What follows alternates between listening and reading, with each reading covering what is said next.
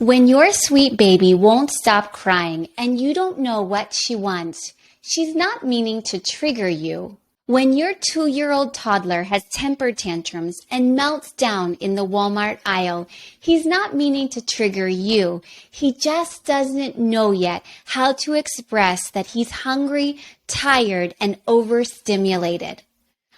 Mama, let's talk parenting triggers because there is a solution.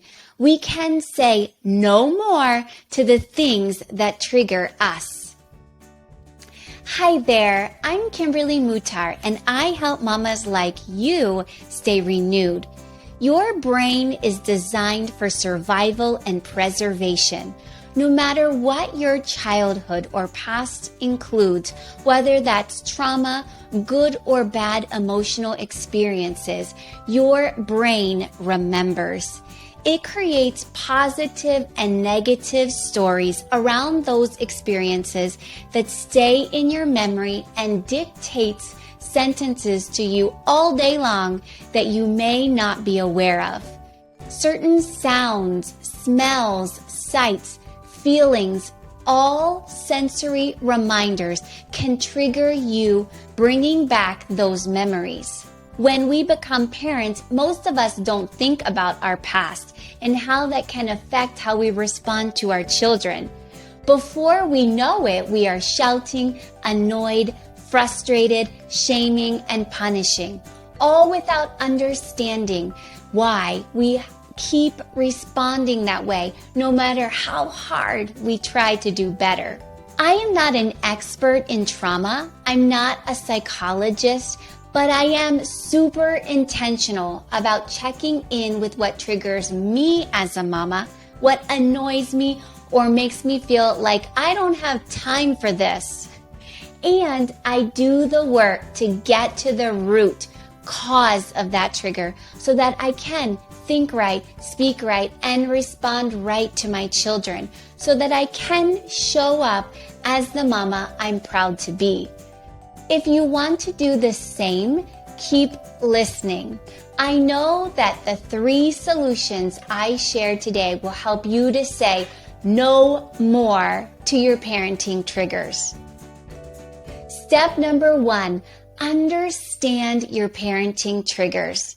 Parenting triggers could be when your children are not listening, or they're all talking at the same time and you have something important to say or directions to give and you don't feel heard. No one is paying attention. Other parenting triggers could be when your kids argue or nitpick each other, if they talk back or whine. Maybe your house is always loud and noisy and you just wish for some peace and quiet. Perhaps you've drowned it all out until it's like click. You become aware of the noise and the chaos and you shout, "Can you guys just calm down and be quiet? I can't even hear myself think." Maybe it's the temper tantrums and the big emotions. The lack of privacy or personal space or being interrupted when you're talking or working that sets you off. What other parenting triggers can you think of? Step 1 is understanding your parenting triggers. Acknowledge the external situations, the surface level out here in front of you that sets you off and in turn causes you to shout, lose patience, shame, or send them to time out. Stop yourself before you respond to your kids and say to yourself, trigger alert.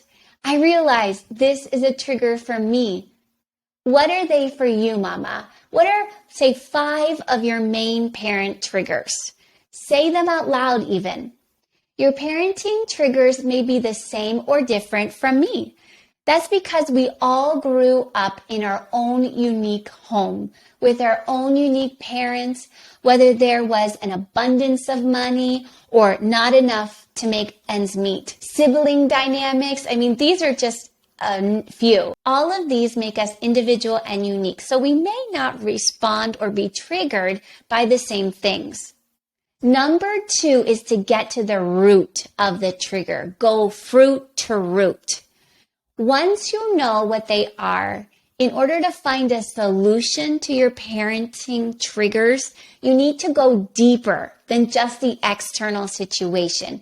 You need to get to the deeper root cause of what's triggering you. It's called going fruit to root. The fruit is the external trigger and how you respond to it. The root is the why. Why am I triggered by this? Why, when my child whines, my default response is to whine back or say, don't talk to me like that, or to push them away? Why is my default attitude negative when my kids argue and nitpick? Why do I instantly separate them and say, you guys can never get along, instead of teaching them how to honor and respect each other so that there's peace in our home? Asking why am I triggered by this helps you to get to the root of the trigger so that you can deal with it. You can dig it out and find a better way to think, to speak, and to respond. What happened in your childhood that made you feel this way, think this way, or respond this way? Where did you first think or learn this? When did you first believe this lie that created this mindset? Who did you learn this from? Your mom, your dad, a teacher, a grandparent? Most trauma, pain, right or wrong thinking, beliefs, they all go back, way back to your childhood. Again, I'm not a trauma expert. I'm not a psychologist. So if you need that kind of expert help, please get it. I'm sure there are amazing resources in your area. I know of Tina J. Smith in our area, who is a fantastic Christian counselor and psychotherapist who can help you find healing in those areas where you need it. You know that you are getting to the root when you realize things like, I remember when, or I saw my mom and dad respond this way, or this happened on the playground, or I was mistreated by. I encourage you to be curious, like a detective when asking these questions. It's like getting to know yourself better, to understand yourself better. After all these years, why am I triggered this way? Why am I thinking this way? Why am I saying these words? Why am I responding this way? Not out of criticism, but out of curiosity. Let me give you a few examples of what the trigger can look like and what the root cause is. Steve Backlund from Igniting Hope Ministries. I highly recommend you listen to the Igniting Hope podcast by Steve and Wendy Backlund. Steve's podcast episodes helped me to renew my mind and what I was thinking, what I was saying, and how I was responding in my renewed mama journey. I'll leave a link to his website in the show notes, and you can find his podcast on your favorite podcast platform or on YouTube. Steve tells the story of how he liked getting up early and helping his wife, Wendy, by tidying the house, cleaning up the kitchen, taking out the garbage while she rested a bit longer in bed. His love language is helping, so that's how he showed love to her. But Wendy took his help as not being good enough, not a good enough wife. That's how she perceived it, but that wasn't true. When I was in high school, I worked as a Bible club teacher for kids. My sister and I started young, so we were called summer trainees. We loved teaching the Bible clubs so much that we kept coming back. But because of our age and the policy of the organization, we could only have summer trainee responsibilities, not summer missionary responsibilities. By year 3 of being summer trainees, we knew and were definitely capable of carrying out all the summer missionary responsibilities. I know it was the policy and they were just keeping to the policy, but I perceived it as being too young and not good enough. I felt small. I knew the verse, let no man despise or look down on your youth in 1 Timothy 4:12, but I still felt small. So fast forward to my 30s when I'm teaching a real estate investing workshop and a highly successful, much older man than me attends. Trusts me to help him find investment properties and to buy a duplex, and I had those too young, not good enough, feeling small lies coming back. Thankfully, I had good coaches and mentors at the time to help me to understand going fruit to root so that I could understand those feelings of intimidation, where they were coming from. Of course, I served him well because I had real estate investing experience, but I still had to keep renewing my mind to stay confident because I was still seeing myself through the filter of being too young after all those years, which was not true. A parenting example of the trigger and then going fruit to root could be a lost shoe as you are trying to get all the kids out the door on time. Well, the lost shoe is a problem, and maybe that one child is always losing his shoe. If you stop and ask, why am I triggered by this? You might discover that you don't like being late, and you feel like you're always late, and you don't want to show up late again because it's embarrassing, and you don't like to be embarrassed. I mean, no one does. And you feel being late tells other people that you don't respect their time, and that you don't have everything together because you really should have everything together and be organized, right? Do you see how one lost shoe can trigger so much? And before you shout or shame your child, it really helps to think through those root causes so that you can do step number 3. Reframe your thinking and retrain your brain. Reframing your thinking means looking at it another way, from another angle or perspective. Is there another way I can choose to think about this? Could someone else see this differently? How would another mom who has not lived through my life experiences respond to this trigger? What would they think? What would they say? The goal is to reframe your thinking and replace it with truth. The truth is the exact opposite of defeat, overwhelm, stress, offense, worry. Those are not from God. Replace the root lie with God's truth. What does God say about this? Focus on what God says and then make a plan for how to respond the next time the trigger happens. You can retrain your brain. You can renew your mind to the truth. You can have victory and freedom from your past hurts and not continue giving in to them in your parenting today. I encourage you to listen to 3 episodes of the Renewed Mama podcast. Episode 38, called Going Fruit to Root, just talks a little bit more about that, going fruit to root. Episode 30 is called Strengthening You, Mama, What You and Your Children Need Today. And a goodie but oldie, episode 2, What Do Renewed Mamas Sound Like? I know that those will be a help to you.